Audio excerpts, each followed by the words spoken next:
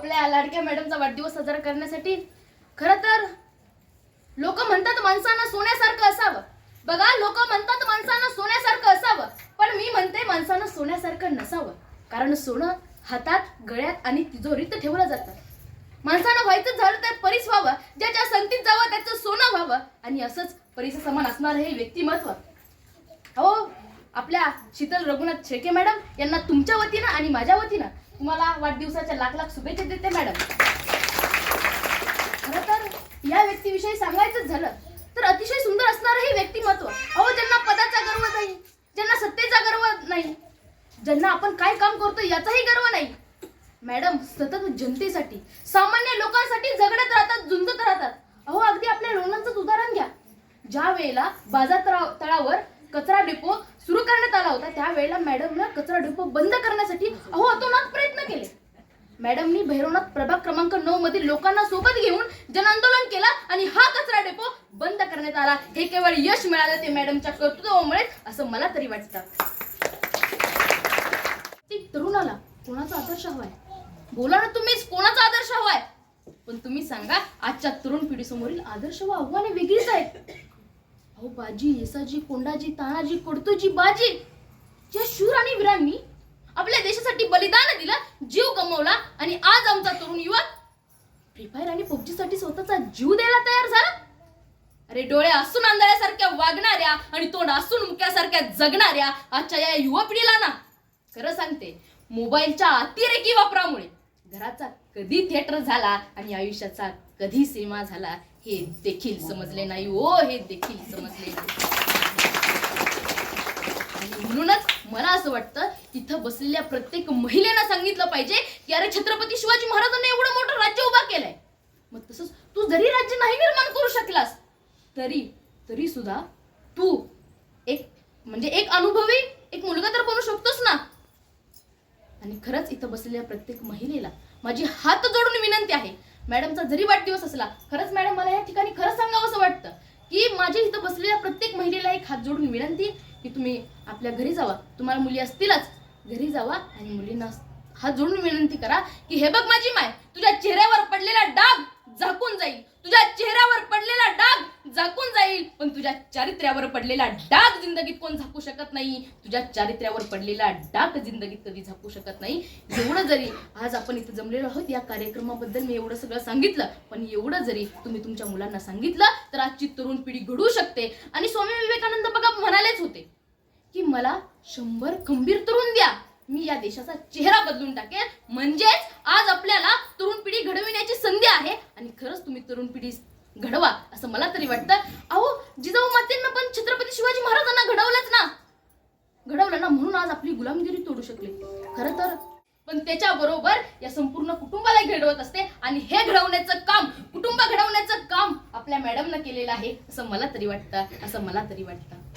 आणि बघा, तुम्ही स्वतःवरती आता जर मॅडमनं म्हणल्या असत्या की बाबा मी ही पतसंस्था उभरू शकेल का, लोक काय म्हणतील, आणि समाजात मी पुढे तर जाईल पण लोक मला काय म्हणतील, मी एक स्त्री आहे. मॅडमनं जर असा विचार केला असता तर आज पतसंस्था उभरू शकल्या असत्या का मॅडम? सांगा, उभरू शकल्या असत्या का? म्हणून या वेळेला, या वाढदिवसानिमित्त, या हळदी कुंकवाच्या कार्यक्रमामध्ये सुद्धा मला हे सांगावंसं वाटतंय की आज प्रत्येक स्त्रीनं आत्मविश्वास बांधला पाहिजे की मी हे करणार. तुम्ही खरंच एकदा आरशासमोर उभा राहा आणि म्हणा की मी हे करणार, मी 100% करून दाखवणार. तुम्हाला मी विश्वास देते त्यावेळेला तुम्ही अर्धी लढाई जिंकलेली असणार. आणि ही करू शकते ते केवळ महिलाच करू शकते असं मला तरी वाटतं. खरं तुम्हाला सांगू, आता मी खरंच मला अभिमान म्हणून नाही पण स्वाभिमान म्हणून सांगावंसं वाटतं की आज मला वडील नाहीयेत, परंतु आज जर मी असा विचार केला असता तर मला वडील नाहीत, मी आज कसं बोलणार. आता सरांनी तर रात्रीच फोन केलाय आणि इथं तर भरपूर महिला आहेत, असं जर मी विचार केला असता तर मी आज इथं बोलू शकले असते का? सांगा, तुम्हीच बोलू शकले असते का? बोलू शकले असते का? काही केलं तरी मला येणार, मी बोलणार आणि मी जनतेसमोर मांडू शकणार असा आत्मविश्वास होता माझ्यावरती, म्हणून मी आज इथं बोलू शकते असं मला तरी वाटतं.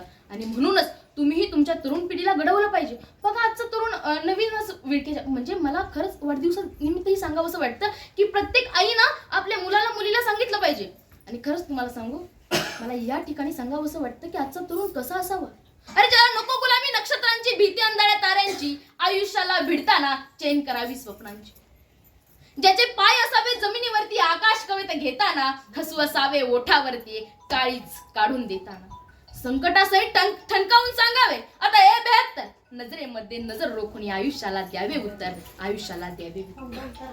अहो अवघ्या 21व्या वर्षी संजीवनी समाधी घेणारे संत ज्ञानोबारायांच्या आळंदी बाजूलाच आहे. अवघ्या 22व्या वर्षी हुतात्मे पत्करणारे हुतात्मा बाबू केनोर यांची सुद्धा हीच तर भूमी आहे.